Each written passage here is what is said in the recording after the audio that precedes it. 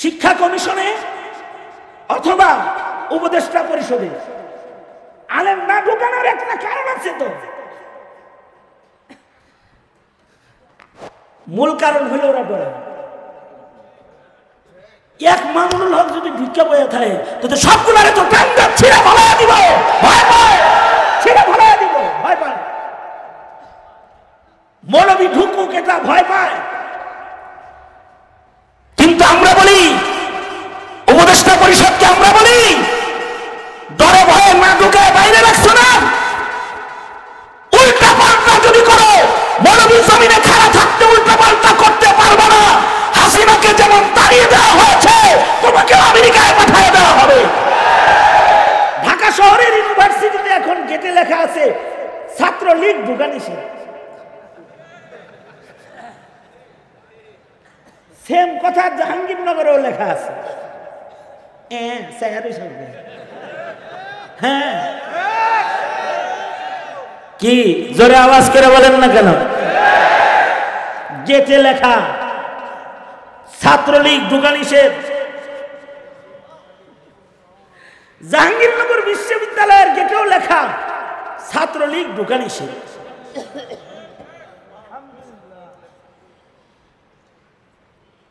একটা জমানা গেছে গুরুস্থানের গেটে লেখা থাকতো 1 লাখ হাদিস ছাড়া মাইয়ের ঢোকা নিষেধ। সুবহানাল্লাহ। আগামীকালকে বললেন, বুঝছেন বিষয়টা? আমি আবার বলি, মানে ঢাকা ইউনিভার্সিটির কোন কোন হলের গেটে লেখা আছে ছাত্রলীগ প্রবেশ নিষেধ। জাহাঙ্গীরনগর বিশ্ববিদ্যালয়ের কোন কোন গেটে লেখা আছে ছাত্রলীগ ঢোকা নিষেধ। এটা লেখা আছে কারণ ওনারা এত খেদমত করছে জাতির, যে ওনাদের খেদমতে জাতি তৃপ্ত হয়ে গেছে। এখন আর তাদের খেদমত চায় না। এ কারণে কাউকে নদীতে দেখা যায়, কাউকে কলা পাতায় শোয়া দেখা যায়, কাউকে ছদ্মবেশে ঘুরতে দেখা যায়, কেউ মাটির নিচে লুকিয়ে রয়েছে মনে হয়। ইউনিভার্সিটির গেটে লেখা ছাত্রলীগ ঢোকা নিষেধ। উজবেকিস্তানে একটা কবরস্থান আছে, যে কবরস্থানের নাম মাকবারায়ে মুহাম্মাদিয়া, গুরুস্থানের নাম। এই গুরুস্থানে লেখা আছে গেটে 2 শর্তে ভিতরে ঢুকতে পারো মাইয়ের। একটা শর্ত হলো নাম মুহাম্মদ হইতে হইব। নাম কি হইতে হইব? বাবা মায়ের নাম রাখতে হইব মুহাম্মদ, তাইলে ভিতরে ঢুকতে পারবে। দ্বিতীয় নাম্বার, শুধু মুহাম্মদ নাম হলে চলবে না, 1 লক্ষ হাদিস সনদ সহ মুখস্থ থাকতে হইব, তাইলে গুরুস্থানে ঢুকতে পারবে। আল্লাহ ইলিম রে কেমনি হেফাজত করছে।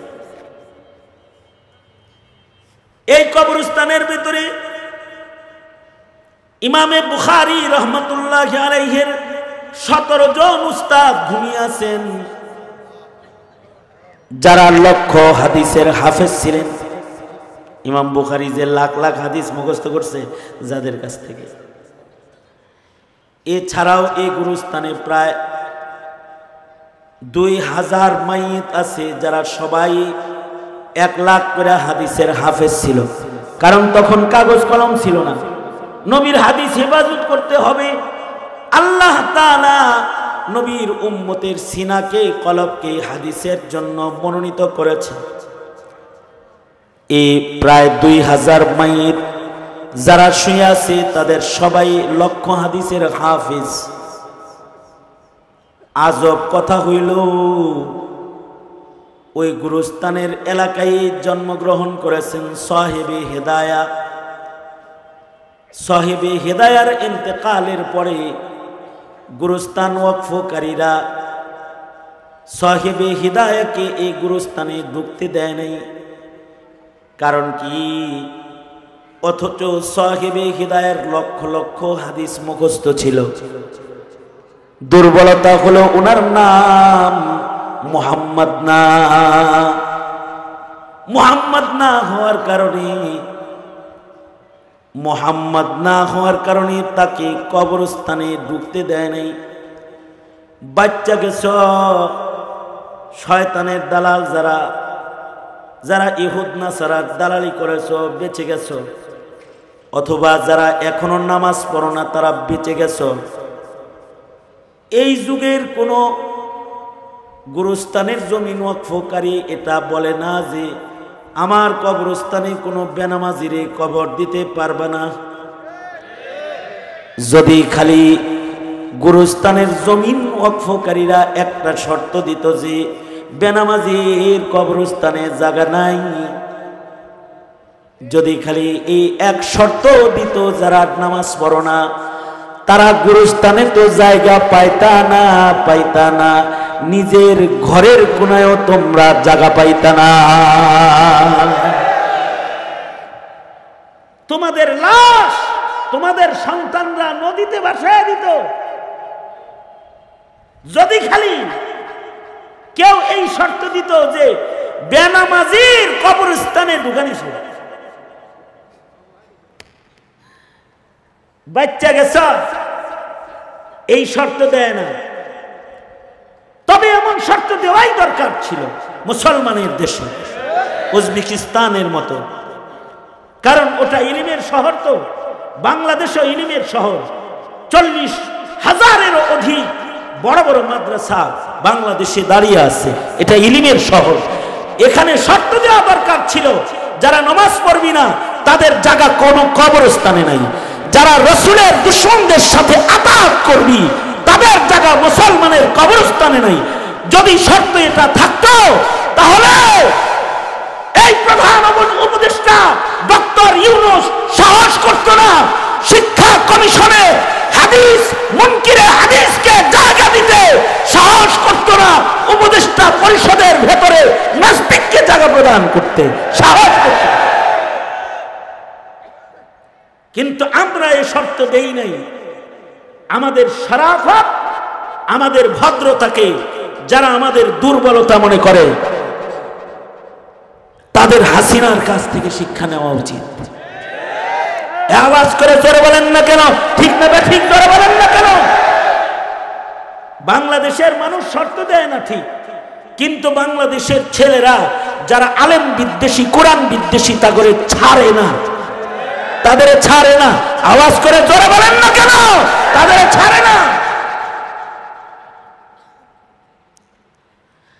আওয়ামী লীগের এক একজন নেতারা যে ওয়ার্ড পর্যায়ের নেতাও যে আছে, হেও গুণ গাইতো কি জানেন?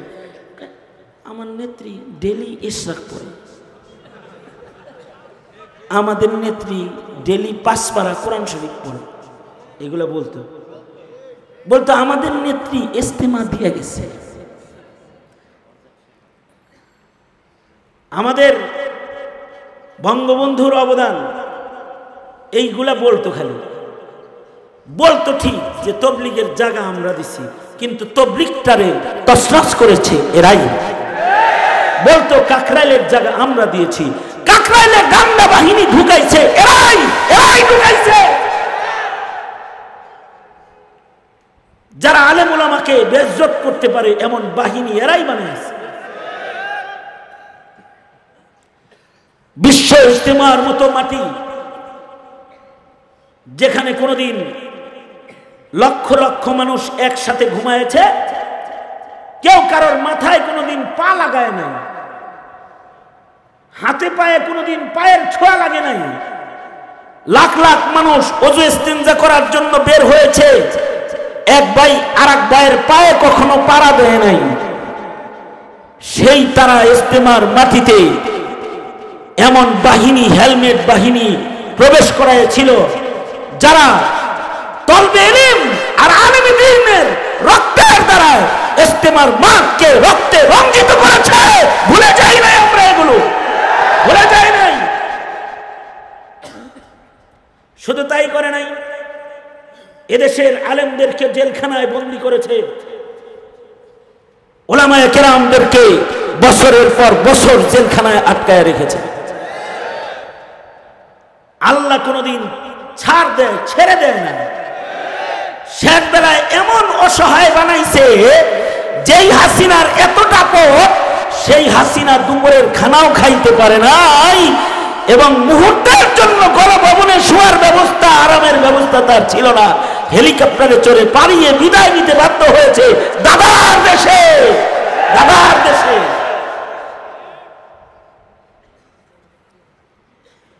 এই যে দুরবস্থা, এটার কারণ হলো পূর্বের যুগে যারা নবীর দুশমন তারা ইলমের দুশমন,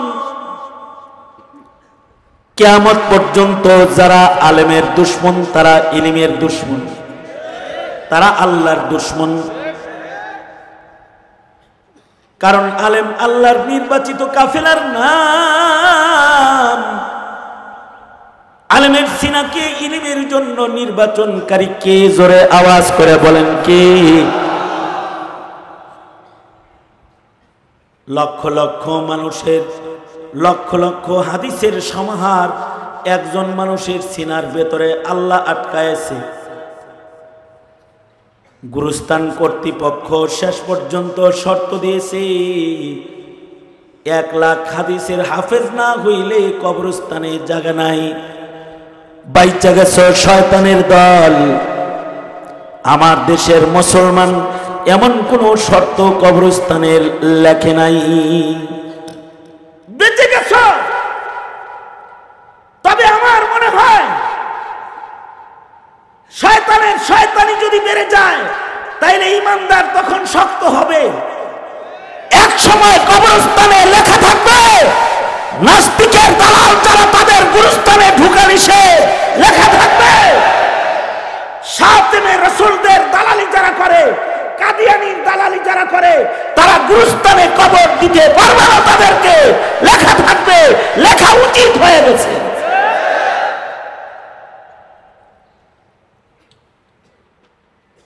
কারণ এরা মুসলমানের সাথে কবরস্থানে শোয়ার উপযুক্ত না। কথা বলেন না কেন? জোরে, আরো জোরে আওয়াজ করে বলেন না কেন? আগের নাস্তিকরা এটা বুঝতো, কারণ তখন ইমানদারের ইমানি বুঝ ভালো ছিল। আওয়াজ বাড়ায় দাও। ইমানদারের ইমানি বুঝ তখন ভালো ছিল। আমাদের দেশের এক নাস্তিক মারা গেল। মারা যাওয়ার পরে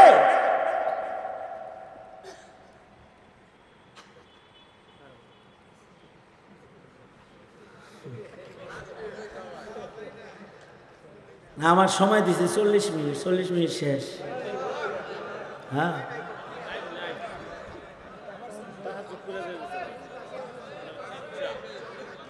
আচ্ছা আপনারা সারা রাত থাকেন, আমি না, আমি তো অসুস্থ রোগী। আর আমি তো আর এই বছর আসতেছি, আগামী বছর আসবো না এমন কোনো কথা না। আগামী বছরের ডেটও হয়ে গেছে। কারণ এটা তো এই মাহফিলে অন্য অন্য আলোচক মিস হইল, আমার খালি 1 বছর উনি আনে না। 1 বছর কে কইছে?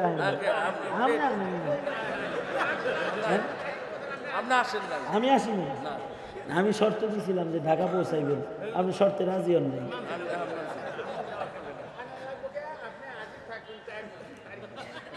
কামের কথা কইছেন একেবারে, ঠিকই কইছেন আপনি। এই দুনা তোমরা তোলেন,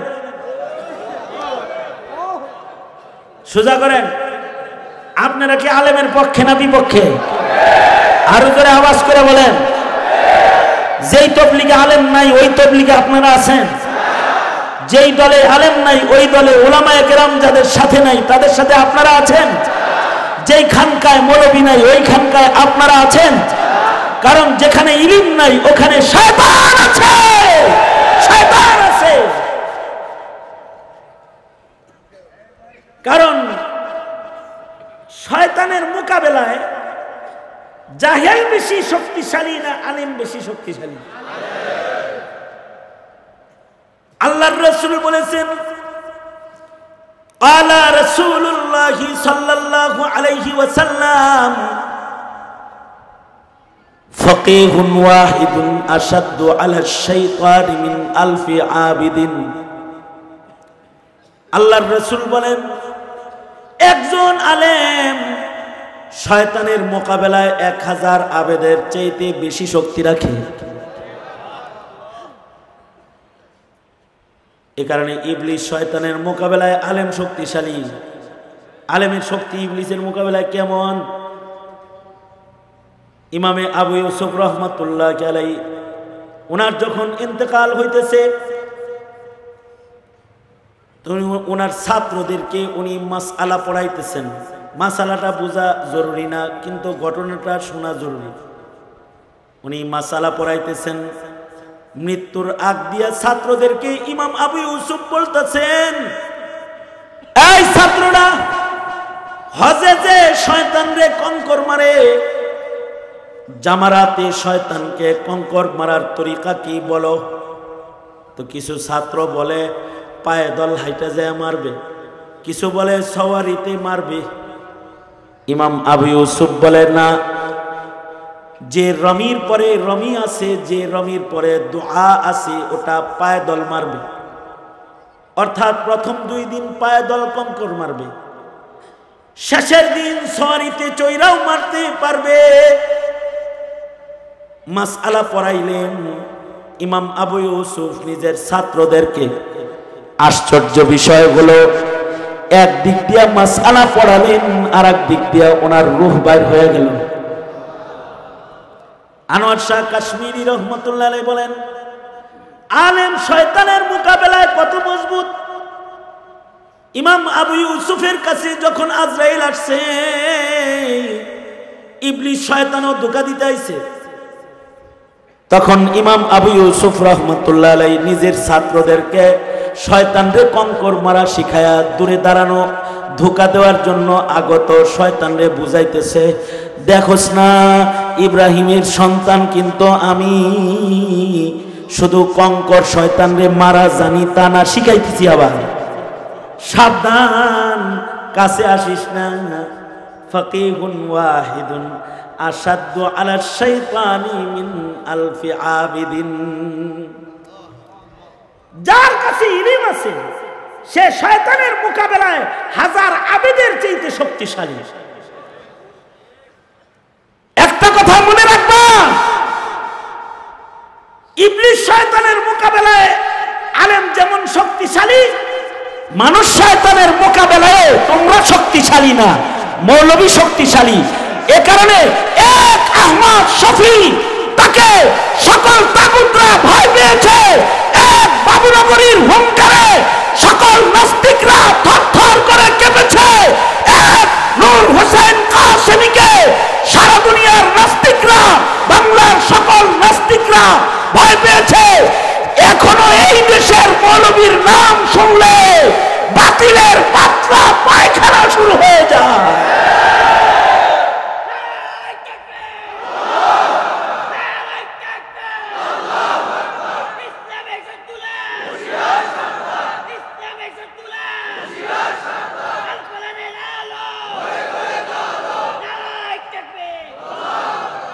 শিক্ষা কমিশনে অথবা উপদেষ্টা পরিষদে আলেম না ঢুকানোর একটা কারণ আছে। তো মূল কারণ হইল ওরা ডরা। এক মামুনুল হক যদি ঢুকে বয়ে থাকে, তো সবগুলারে তো টাঙ্গা ছিঁড়ে ফলাইয়া দিব, ভয় পায়, ছিঁড়ে ফলাইয়া দিব, ভয় পায়। মৌলবী ঢুকুক এটা ভয় পায়। কিন্তু আমরা বলি, উপদেষ্টা পরিষদকে আমরা বলি, ডরে ভয়ে না ঢুকে বাইরে রাখছো না। উল্টা পাল্টা যদি করো, মৌলবী জমিনে খাড়া থাকতে উল্টা পাল্টা করতে পারবে না। হাসিনাকে যেমন তাড়িয়ে দেওয়া হয়েছে, তোমাকে আমেরিকায় পাঠিয়ে দেওয়া হবে। কারণ ফাকিহুন ওয়াহিদুন আশাদ্দু আলা শাইতানি মিন আলফি আবিদিন। কারণ আলেম নির্বাচন করে কে? জোরে আওয়াজ করে বলে।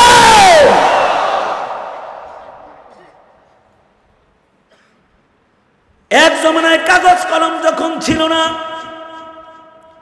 মহান আল্লাহ তখন আলেমের সিনার ভেতরে কালি সালা ইলিম লিখেছে। এক একজন আলেমের সিনার ভিতরে লক্ষ হাদিস লিখেছেন কে? আরো জোরে আওয়াজ করে বলেন কে? এখনো 7 বছরের বাচ্চার সিনার ভেতরে কোরআন লেখে কে? কারণ আলেম যদি না থাকে তাহলে মারিফত থাকবে না। আলেম যদি না থাকে তো তাওহীদ বলার মানুষ থাকবে না। আলেম যদি না থাকে রিসালাতের মূল্য বুঝাইবার মানুষ থাকবে না। আলেম যদি না থাকে হালাল হারাম বলার মানুষ থাকবে না। সুতরাং আলেম আর জাহেল দুইটা কখনো এক হতে পারে না। জমিনে যেহেতু আর নবী আসবে না, তাহলে আলেম উলামা প্রজনন জমিনে লাগবে কি লাগবে না? জোরে আওয়াজ করে বলেন। আপনারা কি আলেম গড়ার পক্ষে নাকি বিপক্ষে? কারা কারা পক্ষে হাত তোলেন,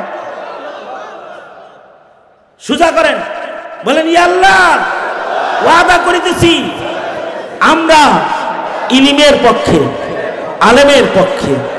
আলেম আছে যেখানে, কোরআন সুন্নাহ যেখানে, আমরা আছি। জোরে বলেন, আরো জোরে বলেন। আর আলেম নাই যেখানে, আলেম এইভাবে এইভাবে করে, আলেম নাই যেখানে, আলেম উলামা যেখানে, আলেম নাই যেখানে, নারে তাকবীর। মনে থাকবে তো? আবার হাত তুলেন, তাহলে মনে থাকবে যেহেতু।